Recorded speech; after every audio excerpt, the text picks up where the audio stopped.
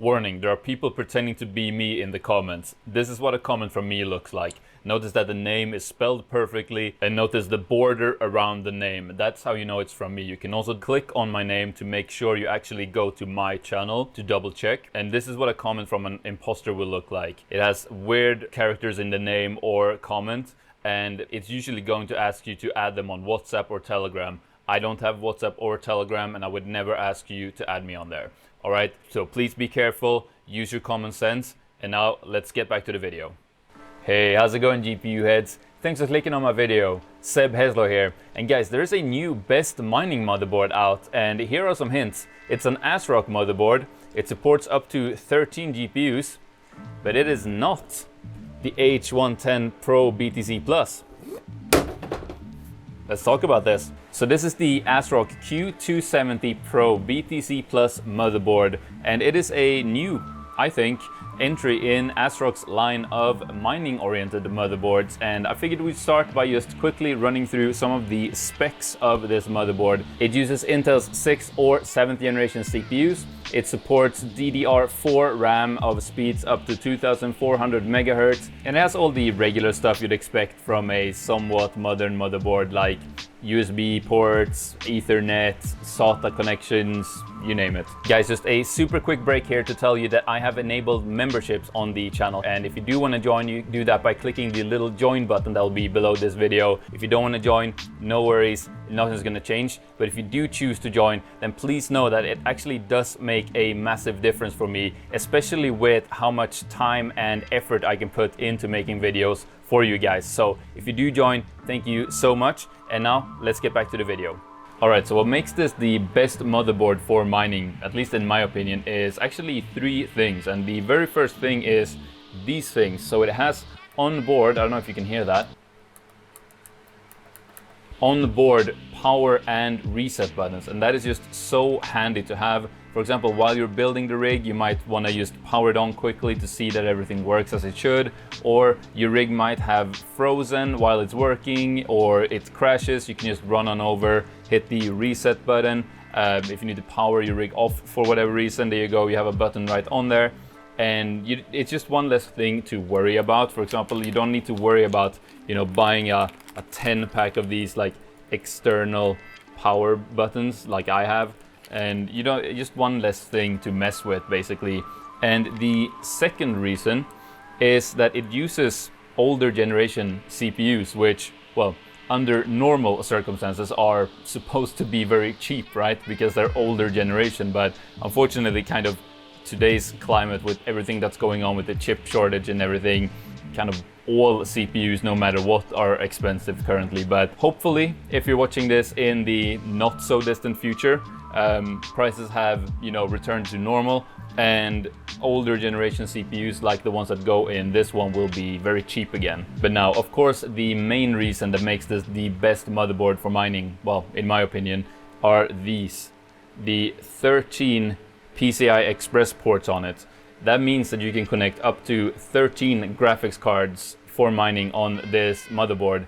And the reason we want as many graphics cards as possible per motherboard is, well, for a few reasons, but you know, just from an economic standpoint, you only have to buy one motherboard, one CPU, one stick of RAM, instead of, you know, having to buy 2 or even 3 of those just to be able to support, you know, 13 GPUs. And of course, the second reason is that means your overall farm is gonna end up using a little bit less electricity, because you're only having to feed one CPU with electricity and so on and so forth, right? And the thing is, other than a few very specific exceptions, 13 GPUs is kind of the most amount of GPUs that you can get to work on like a normal motherboard.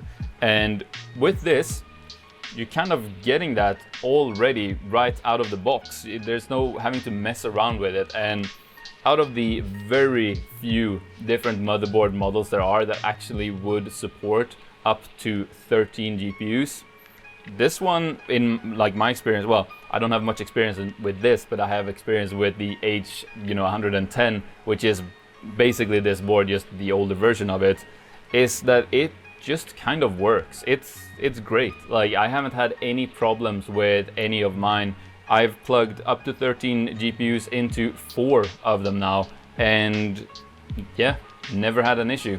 Now, if you've been paying attention, you might have thought to yourself, well, all of the things you just said are also true for the H110 from ASRock. So what's the deal? What's better about this new Q270 board, right? And well, there are 3 big differences between these 2 boards that I'm gonna go through. So the very first thing is that thankfully this Q270 has onboard HDMI now. So if you've ever used one of these H110s, you know that an issue arises as soon as you're gonna plug a monitor into it and you realize it does not have HDMI, it only has DVI out. And you're just like, what? My displays don't have DVI ports. And then you end up having to wait another day to go buy a DVI to HDMI adapter just so that you can, you know, make sure that your board is posting while building the rig. And that is actually a thing that happened to me, and that's actually on the channel. I guess I'll link that video up there if you want to watch that.